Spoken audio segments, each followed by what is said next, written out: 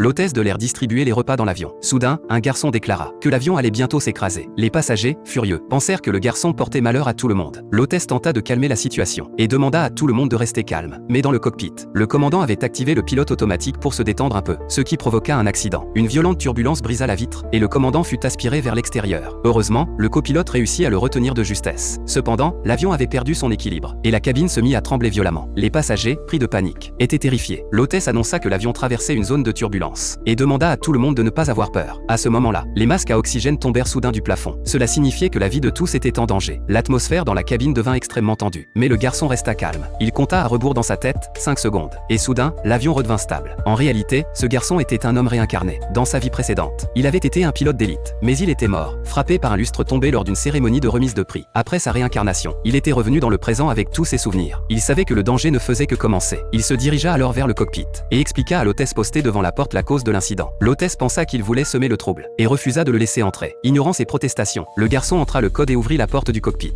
L'hôtesse fut pétrifiée par ce qu'elle vit. Les deux pilotes étaient sur le point de mourir et l'avion fonçait droit vers une montagne enneigée. Le garçon tira immédiatement le levier de commande et appuya sur le code d'urgence. L'avion retrouva rapidement son contrôle, mais les deux pilotes étaient déjà inconscients. L'appareil était désormais sans pilote. Cependant, le danger n'était pas encore écarté. Le centre de contrôle au sol, informé de la situation, déclencha immédiatement l'alerte. Médecins, pompiers et policiers se mirent en alerte. Pour éviter le pire, le garçon prit courageusement la place du commandant et demanda à son oncle peureux de l'aider. Grâce à sa maîtrise exceptionnelle du pilotage, l'avion atterrit finalement en toute sécurité. Il avait sauvé la vie de 300 passagers.